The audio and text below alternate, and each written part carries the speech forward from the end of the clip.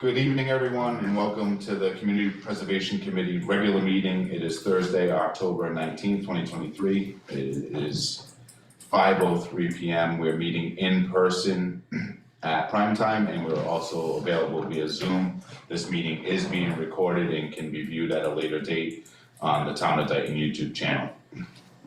Could we please stand for the Pledge of Allegiance? I pledge allegiance to the flag of the United States of America and to the republic for which it stands, one nation, under God, indivisible, with liberty and justice for all.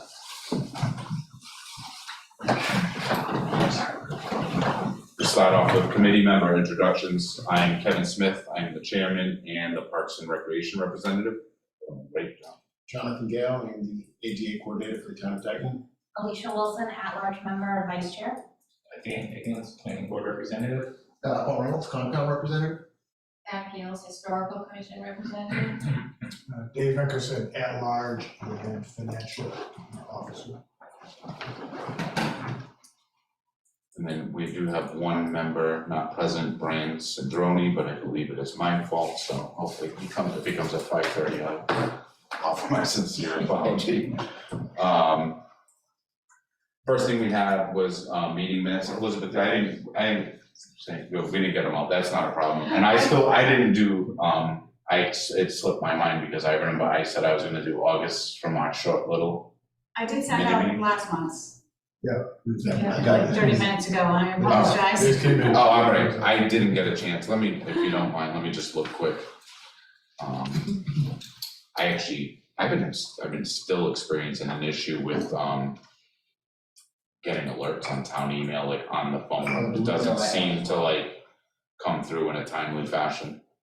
You have to go, Blue Mail only, the email will only update once a day. Blue Mail updates regularly. I've been using Blue Mail too, but it seems to be like giving me the same issue, and I have it set up to fetch frequently. Oh, You said you emailed it 30 minutes ago. yeah, 37. Yeah, I got it at the office, I haven't checked on my phone yet. no, If somebody has, I can still prepare. Yeah, right by it.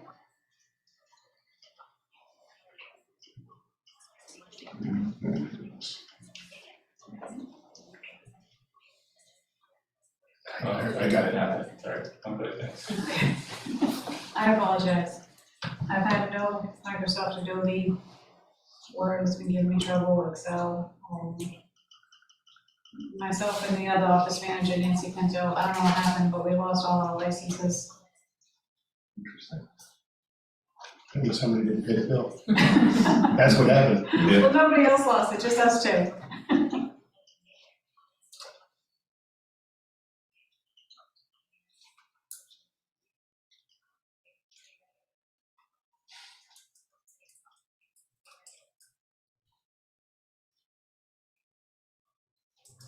No, everything looks good to me.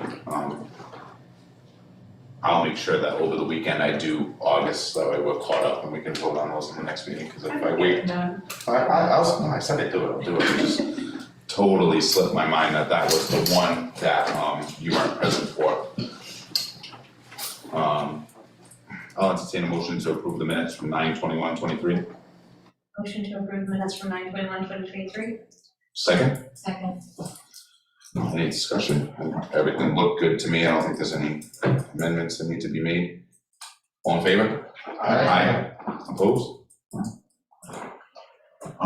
Financial reports, we're pretty much baseline, right? Yeah. Yeah, we're pretty much on the same baseline that we were last month. I don't think anything has changed. One thing with, actually, Project updates, right? yes, with financial reports, though, I wanna pass this around. So one thing that, Serena, the town accountant, had brought up, and it came up with Parks for me and for this, was just a signature authorization designation. So that way, like, for instance, I couldn't pay the coalition dues unless everybody signed it.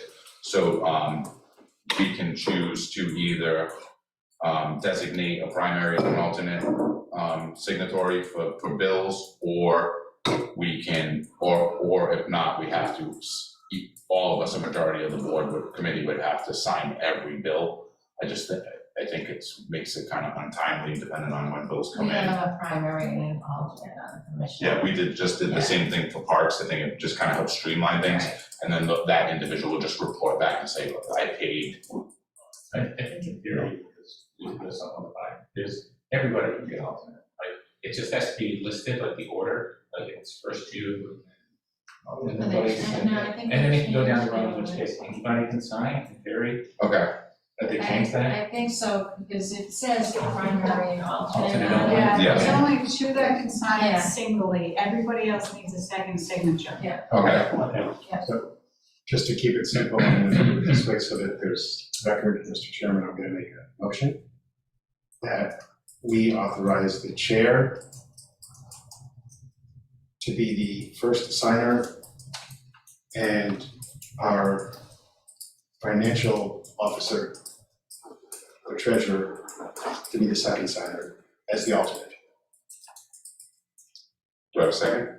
I'll second. Any discussion? We used to have it this way, actually. Yeah, I think it's an updated, updated form. All in favor? Aye. So I will. Just pass this one.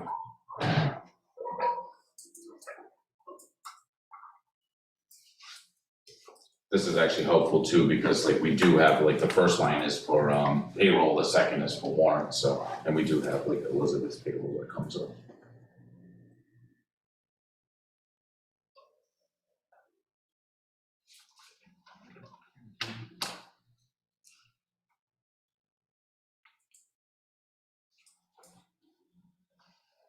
And I was thinking potentially of the vice chair too, but I also figured that as the alternate, but because our financial person is always in touch with Serena, it would make sense.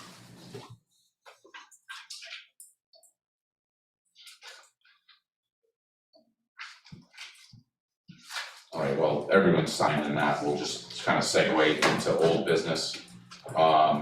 The first thing was just review, discuss and act local CPA bylaw, return of unused funds or cancel projects.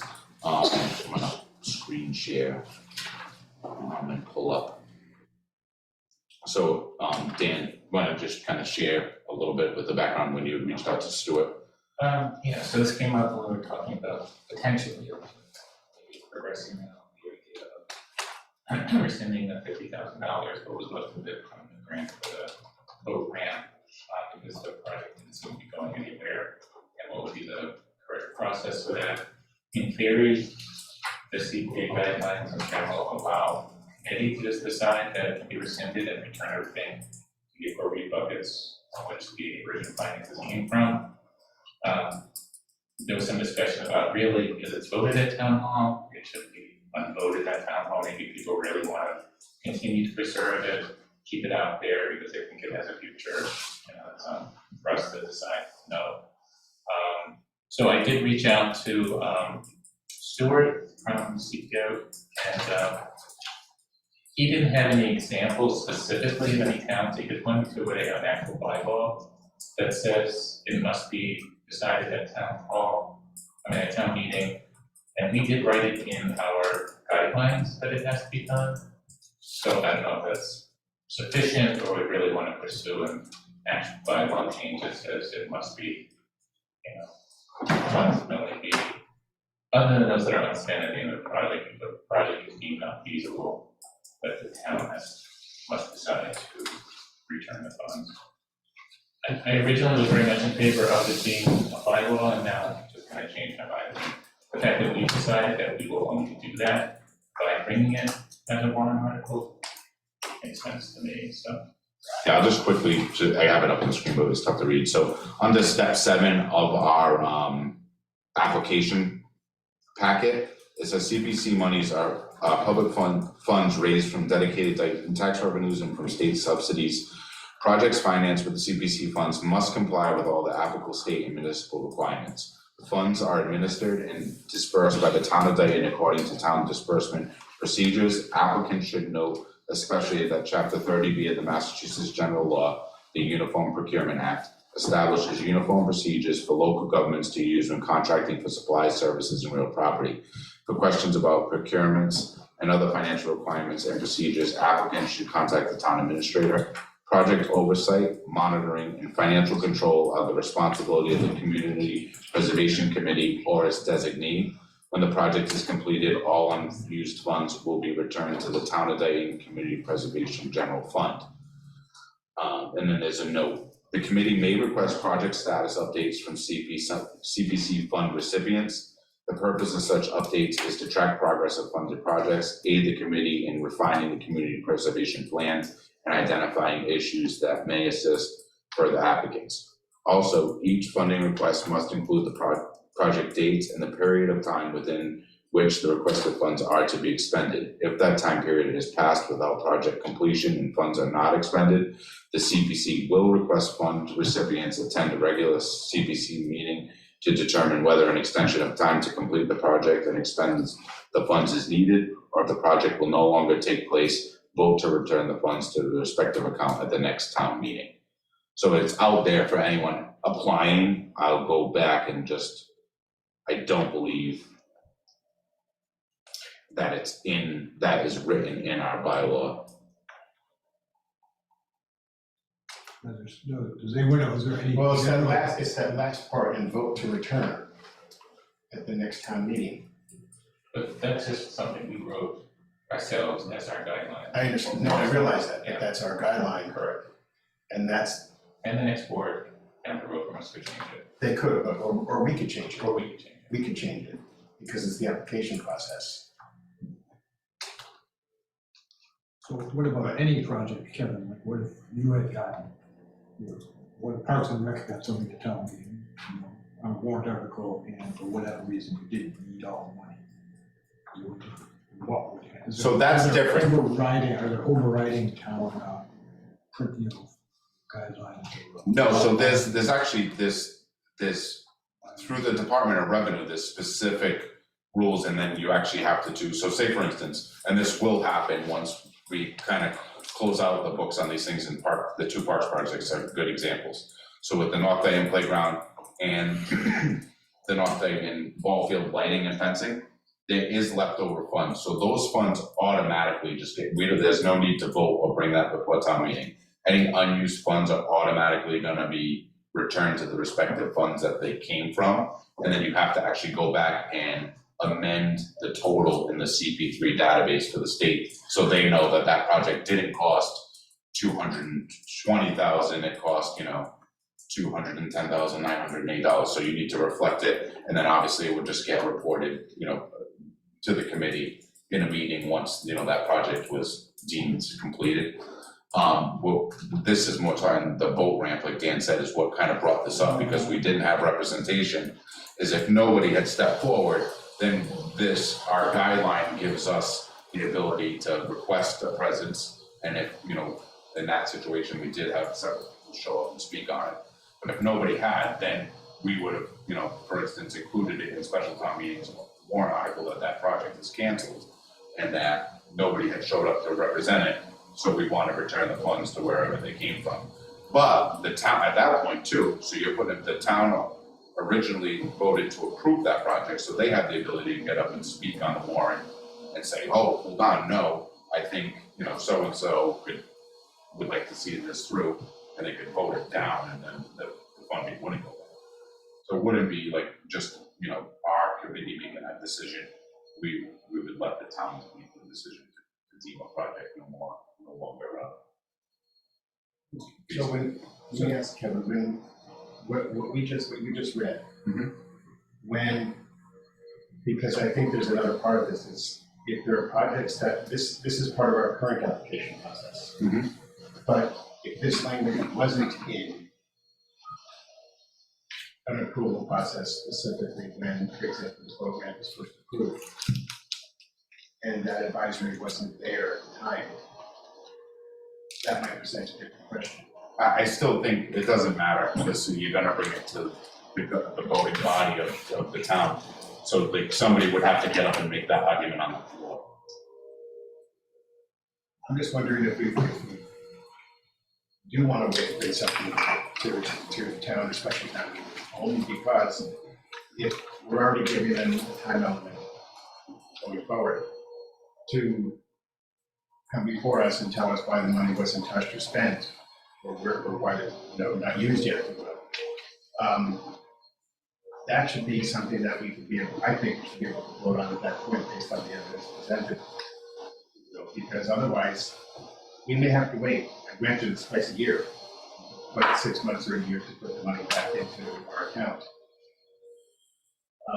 But it may not be necessary to do that as a warrant article. I don't want to take decision making away from residents either, so I'm sort of torn. Well, if We voted to do it, which this gives us permission to do. see, I don't think you could do that, because if you, in my mind, if you're asking the town voters to approve it, you would certainly have to ask them to return it. You'd be circumventing the process in that way. I don't, I understand, I know what you're saying, but I don't know that this is clear. I This thought that defines was that. abundantly clear. There's one other possibility too, which is leave the language here as it is. There's no need to like amend the town bylaws, but any future warrant articles for CPC funds, we have some language in there that says, just, blanket that says, and in the event that the project becomes no longer feasible, it will be brought back to town meeting to determine whether that fund should be disposed and returned to the CPC. And we just put that. Yeah, I agree, that doesn't overcomplicate things. Yeah. No, and that I think makes sense. Yeah. That makes sense. Yeah, just so it's clear and I just clarified. couldn't find an example of that language in any other towns, but I'm sure we could grab something. Yeah, it seems like there's more detail in applications than there are in the bylaws. Like everybody's bylaw is pretty similar. Yeah. It's like kind of just the original blanket statement that you needed to establish a CPC and not really anything much on, But I think you would find that because your bylaws, if we establish you as a committee and your procedures and all of that, what you're talking about is more like policies and how you're gonna handle it, so you wouldn't find those in the bylaws. yeah, I don't think it's, like you're saying, I don't think it's necessary at this time to make any formal changes, but I think that's a great approach is to just next time we have a project, just include that language in the warrant. It's a good way to address it. It's the boat ramp, like, that's the only one that's never come to anything, or nothing ever happened with it. And then are there any other projects that should just left there?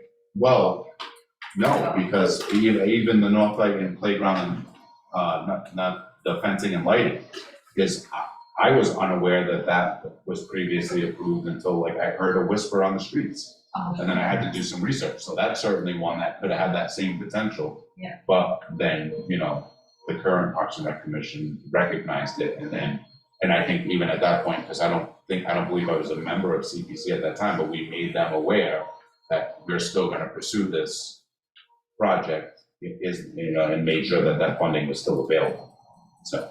Do you think you caught up with all the projects that were been out there? Yes, because the CP3 database keeps a pretty clear record of what was approved and what was completed. So it's, that's pretty much That's the checks and balances. that's the checks and balances for that. Because if it didn't go into the CP3 database, it was never approved at a town meeting, so that's. And then the other example, they got differently was the housing authority grant. It's only because they were so delayed, they were missing time limits. So they just kept getting postponed in terms of delivery. Okay, we got updates, so we just granted, like, okay, fine, as long as you're getting this. Right.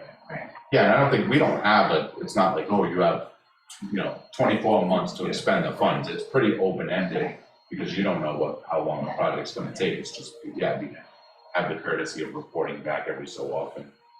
I think most of the projects we're seeing, that it usually comes from a representative group where you have somebody giving that information anyway. Very rarely is it somebody private on the outside that we would lose contact with. Does anybody have anything else on that?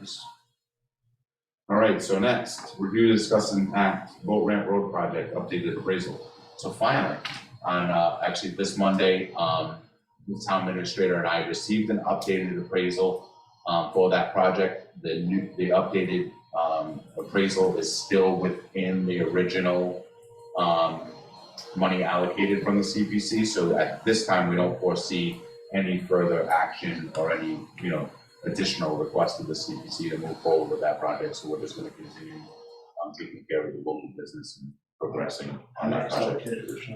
We have not, originally, Yes. the original was 48,500, 1,850 was originally expended to purchase That's right, yeah. one piece, and then there was 1,700 expended for the original appraisal, which had expired.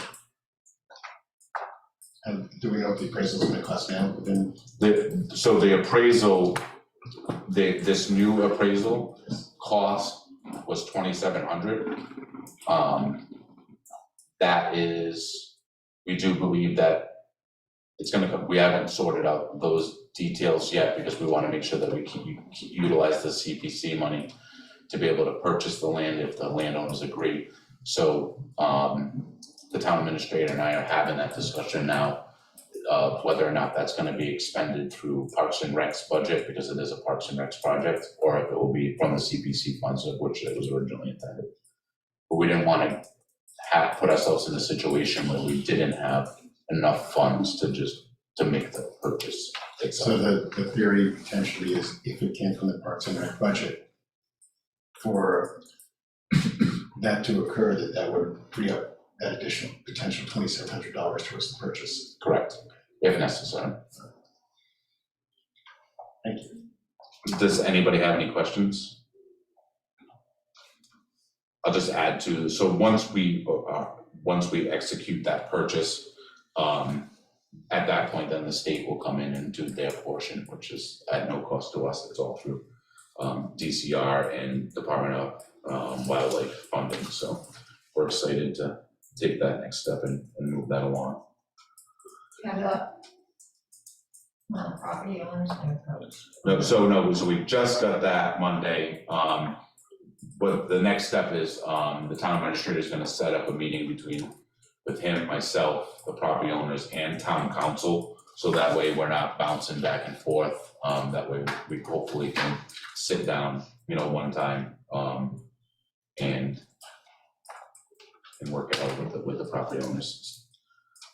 So he's working on setting that up. Our hope is to have that done, between now and the end of the year. That way we're prepared to kind of mobilize with the state in the spring, and then hopefully by early summer, if their timeline works, that project will be completed and at the time when, boat traffic starts to increase is our hopes, but some of those details still need to get ironed out.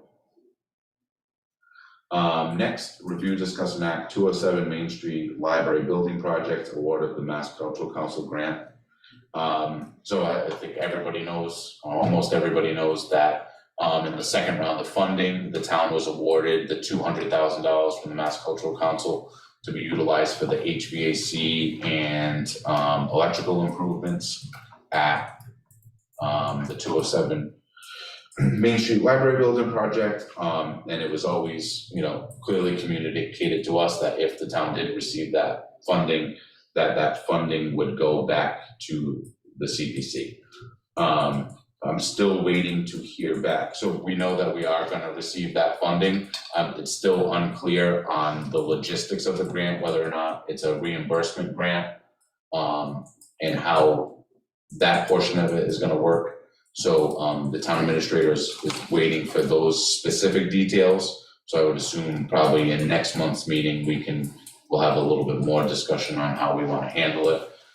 Because just to throw out a couple hypotheticals, there's a few options there. If it's a reimbursement grant, if we can either utilize the CPC, keep the CPC funds allocated for that purpose, and then just as the expenses are spent, get the reimbursements, or they can utilize the general fund and reimburse that, and then we'll take it back in one lump sum. There's also, I had a brief conversation with the town accountant as well, because there are some accounting logistics behind that and what accounts can and cannot take in revenues. So between myself, the town administrator and the town accountant, I'll have those details on how we need to handle it at the next meeting, and then at that point, well, we can actually have this discussion now, because we know that at some point we're getting that money back, is how we wanna handle it too, is do we wanna exactly, because it's only a portion of the total money allocated, so we can have the discussion too of whether or not we want to split it up percentage-wise and give, a percentage back to the undesignated fund and a percentage back to the historical fund, whether we want to completely reimburse the historical fund and put the remainder in undesignated. So I think that's for ourselves, that's probably the larger conversation to have, more than the logistics of how the money is gonna move back and forth. In my opinion, I think it's better to just completely reimburse the historic fund, because we depleted that quite a bit to make this happen, because I think we did 303 from undesignated and then 20 from historical, which brought historical down to somewhere around 15, right? If I remember correctly. So I think it would be nice to put that back into historical, so if they do have projects that come up, we can tap that fund instead of continuing to tap into undesignated. But I'm open to, any suggestions on that. I agree with that, and I think that makes sense partly because I'm sure Historical Society is gonna be potentially looking at different grants to do some other work, and that this might be able to help augment some of that. So, There's things that the historical commission are discussing that would need some funding, for this different topic out there. Yeah, I think the open space rec fund and the community housing fund still have, a pretty good buffer in them. Yeah. And then we deplete, so it'd be nice to kind of equalize those a little bit, and then like I said, it's in my mind anyway, it's always better to tap the specific designated I agree. fund than it is to go It's into, cleaner. yes. Yeah. Yeah, because we know that money is there for that purpose, and there's no, kind of a little bit less red tape anyway. Right. Everybody is aware that that money was set aside for historical, so. And I was just not aware that we had the option, I always thought I had to go back as a percentage, but that was probably just my ignorance, I thought that was a requirement. I mean, we can dig a little, we certainly don't have to make any decision on it now, it's just more, a discussion. We certainly can dig into, just to cover ourselves, because we have time, we can certainly, do a little bit deeper dive into the Department of Revenue to make sure that. If we have the option, I agree with. Yeah. Suggesting, I was just unaware we had that option. Just for, It's best to be sure then. yeah, absolutely.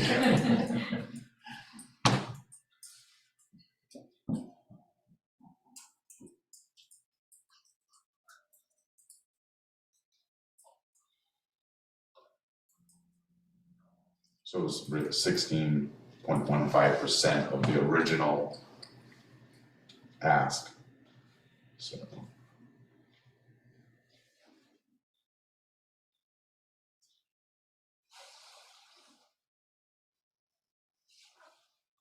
That's not right, is it? I don't know. It's exactly 200. Well, no, I'm saying because you have to go back to the original. So the original was 323,000. Right. 200,000. And then, but if you divided it by the 20,000 that we gave, right, from historical, that gives you 16, right, that's correct, right? 16.15%.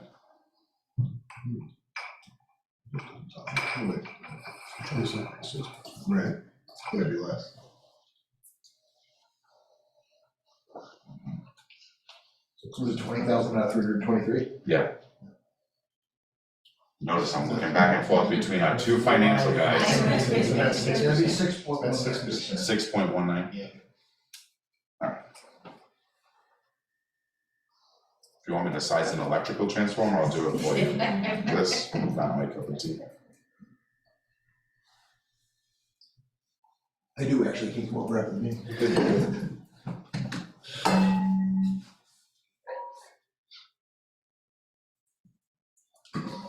Yeah, so in that case, you're talking about, 12,380. 12,380 versus 20, so there'd be an $8,000 difference between fully reimbursing the historical or doing it percentage wise. But yeah, well, let's look into some of the Department of Revenue's rules. That, we said that much more, not just. Right. Does anybody else have any questions, comments, or anything on that? I think we need a little bit more information regardless on the logistics of it too before we move forward. New business, just to kind of give, because it falls back. Update on some stuff before you business? Yeah, let's actually, yeah, we can do that. Yeah, I didn't do the blanketed project update because I had Yeah. the separate things, so, but yeah, absolutely. I talked with Becky at Town Hall about the conservation of books, so they have 8 books that are being conserved through the New England Document Conservation Center. Yeah. They are about halfway done, they're a little bit ahead of schedule. Okay. So they're really excited, in the clerk's office about it, and they haven't gotten any invoices yet. Okay. And in my project, with the survey, Monday I should be getting the final report, so that's dropping up too. Okay, awesome.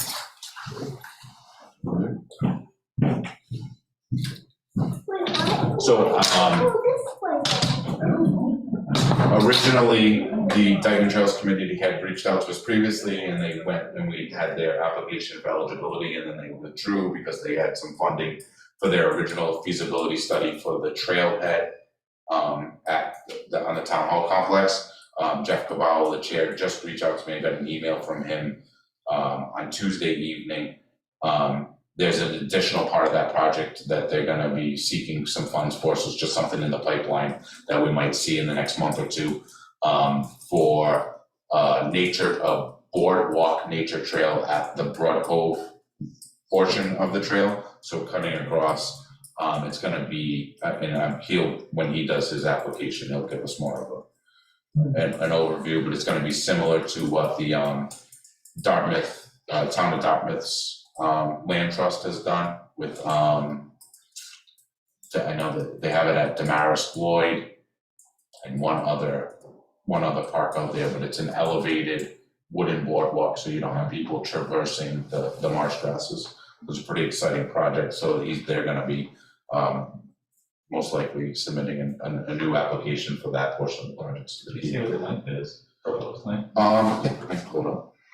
There's something like that, I think it's in Weymouth actually, with the trustees, that traverses, it's an elevated boardwalk that traverses some of the wetlands.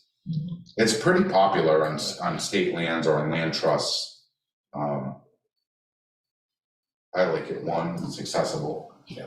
2, it doesn't impact the environment that it's cutting through.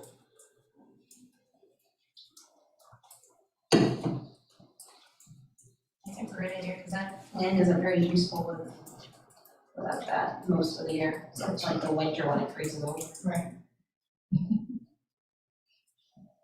They don't know what you're stepping in. Yeah, I've also fallen in the creeks in there, because the boards are very thin that Yeah. cross. I've gone in those Slippery. mosquito ditches, it's awesome time getting out. Mhm.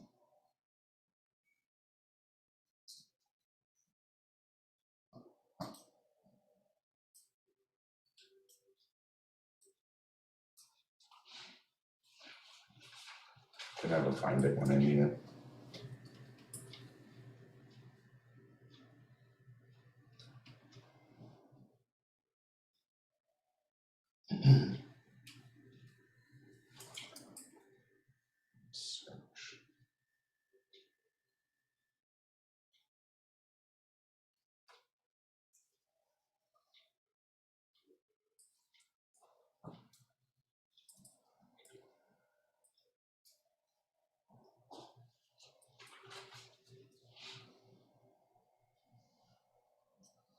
Yeah, I'll just give you a brief overview of what his email said too.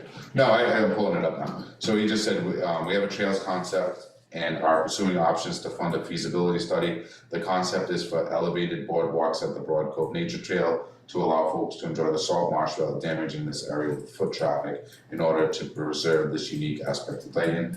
The extent of the project is outlined in the attached image. These elevated boardwalk sections would look a lot like the ones currently installed at Frank Knowles Little River Reserve. That's part of the Dartmouth Natural Resource Trust. And then there's a link, I'll forward this to you guys too, because there's a link with Dartmouth's Land Trust website, and it does have some photographs of the trails that are existing there.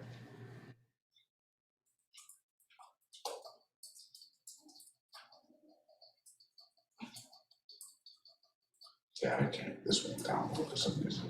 Did I pull it? Okay.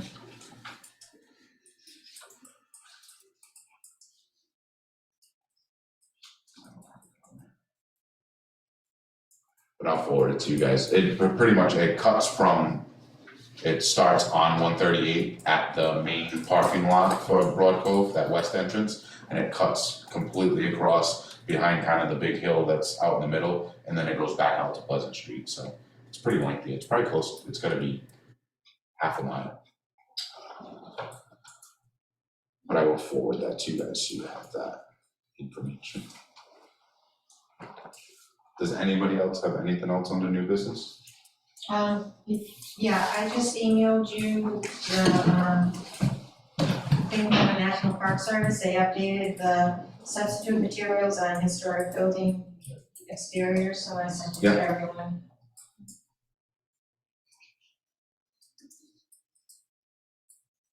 I haven't had a chance to read it, but you got it. Yeah, actually Ron Smith had sent this to me a couple Yeah. weeks ago. He's like on top of these things.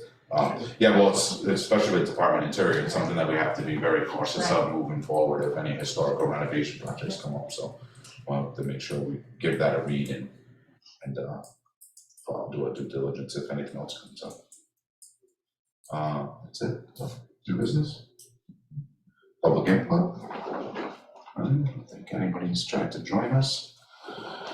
With that, I'll entertain a motion to adjourn. Motion to adjourn? Second, Second. all in favor? Aye. Thank you all very much. Good luck with your physical. Kevin, what time is it? It is 5:40. Thank you. I'm sorry, I have a couple of questions. So,